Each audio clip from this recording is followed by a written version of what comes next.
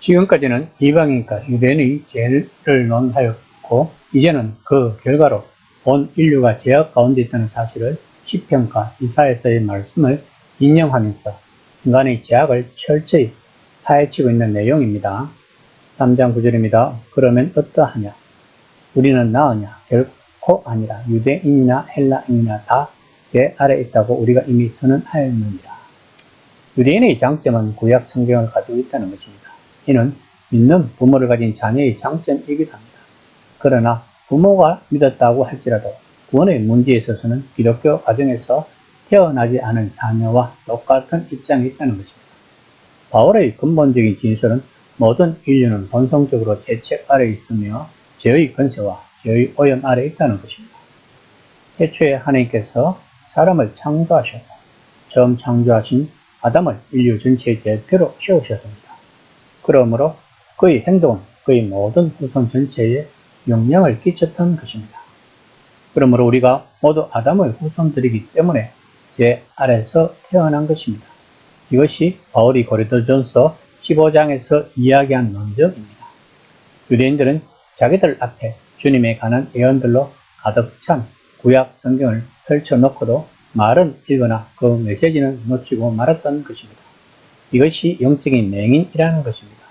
성경을 읽되 그 안에서 하나님의 뜻을 찾아내지 못하면 영안이 열리지 않은 것입니다. 이것을 영적인 맹인이라고 합니다. 한마디로 유대인들은 영적인 맹인이었다는 것입니다. 그러므로 설교자의 임무는 사람들에게 자기들이 죄에 빠져 있음을 보여주는 것이며 그 죄에서 벗어나서 은혜 아래 있게 하는 방식을 보여주는 것입니다. 3장 10에서 12절입니다. 기록된 바 의인은 없나니 하나도 없으며 깨닫는 자도 없고 하나님을 찾는 자도 없고 다 치우쳐 함께 무익하게 되고 선을 행하는 자는 없나니 하나도 없도다. 본문은 시편 14편과 54편을 인용한 말씀입니다. 의인은 선하다는 것이 아닙니다.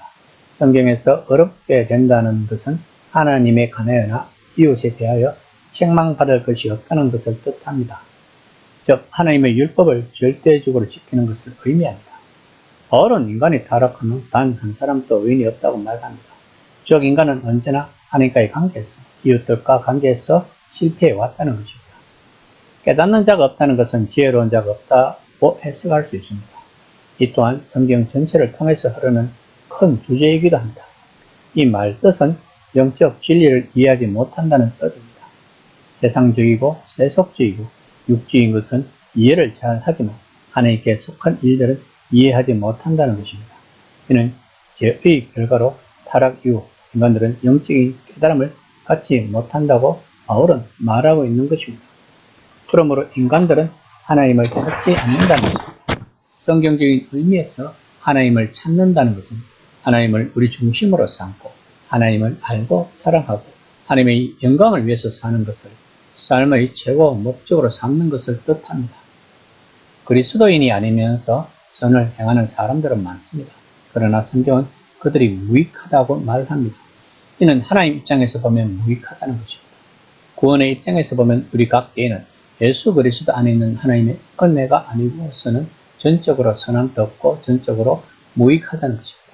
다시 말하면 하나님과의 관계가 회복되지 않고 하는 모든 선한 일, 구제, 봉사, 심지어 목회까지도 무익하다는 것입니다. 왜 그럴까요? 그것은 하나님께 영광을 돌리지 않고 자기에게 영광을 돌리는 행위이기 때문입니다. 이 말은 굉장히 중요한 말입니다. 모든 인간의 선은 자기 중심적이기 때문입니다. 3장 13에서 17절입니다.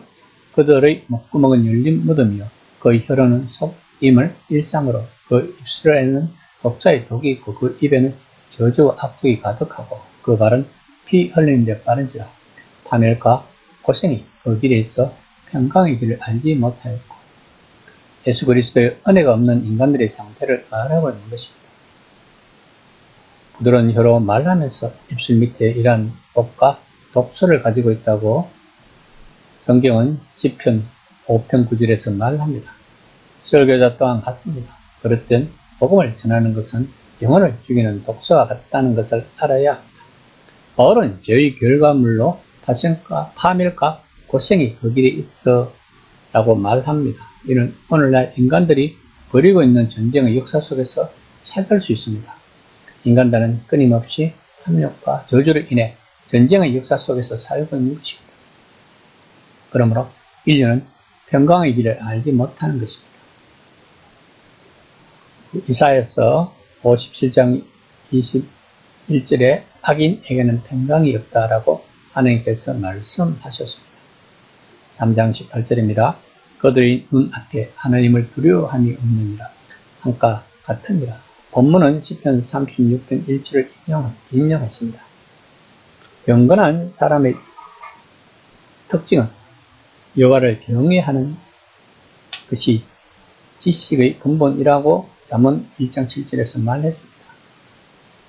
두려움은 경외와 경외함입니다. 즉 경건한 두려움입니다. 이것이 타락한 후 인간의 본성이라는 것입니다. 쉽게 말하면 인간들은 하나님을 싫어한다는 것입니다. 3장 19절입니다. 우리가 알거니와 무릇 율법이 말하는 바는 율법 아래 있는 자들에게 말하는 것이니 이는 모든 입을 막고 온 세상으로 하나님의 심판 아래 있게 하려 함이라. 바울이 말하는 요점은 유대인들이 자랑했던 하나님의 말씀 자체가 유대인들은 정죄 아래 있으며 이방인들과 똑같이 하나님의 진노 아래 있다고 가리키는 것입니다. 유대인들은 자신들이 하나님의 선택된 민족이기 때문에 자신들은 하나님의 진노 아래 있지 않다고 믿었습니다. 바울은 온 세상이라는 표현으로 인류는 다 하나님의 정죄를 받고 있다고 논증을 하고 있습니다. 본문에서 심판은 중요한 단어입니다. 이는 법정적 용어로 우리들은 하나님의 법정에서 기소를 당한다는 것입니다. 다시 말하면 우리들은 하나님의 법정에 나가 책임을 져야 한다는 것입니다. 이 단어를 이해해야지 이신칭의 교리를 이해할 수 있습니다. 바울이 이야기하는 요점은 온 세상이 하나님 앞에 책임을 지고 심판을 받게 되었다고 말하고 있는 것입니다. 3장 20절입니다. 그러므로 율법의 행위로 그의 앞에 어렵다 하심을 얻을 육체가 없나니 율법으로는 죄를 깨달음이니라. 바울은 1장 18절부터 3장 20절까지 입증하기 시작한 요점은 하나님의 진노가 우리로 진리를 믿는 사람들의 모든 경건치 않음과 불의에 대해서 하늘로부터 쫓아 나타남을 입증하려는 것입니다. 문제는 우리들의 죄책이라는 것입니다. 죄책은 죄에서 파생된 모든 것을 말합니다. 죄는 그 자체가 생명을 지닌 하나의 권세입니다. 바울은 인간을 사탄이라고 말할 수도 있지만 인격적인 세력인 악을 언급할 때 죄라는 표현을 사용합니다. 우리들은 죄와 죄책을 구별해야 합니다. 우리들이 구원받았다는 것은 죄의 권세에서 해방이 되었다는 것입니다. 그러므로 우리들은 죄에서 파생되는 온갖 나쁜 것, 즉 죄책에서 자유로울 수가 있다는 것입니다. 이것을 우리들의 의지가 아닌 우리 안에 내재하고 있는 성령 하나님의 도움으로 할 수 있다는 것입니다. 이 시간에 한번 생각해 봅시다. 나는 진정 죄책에서 자유로운지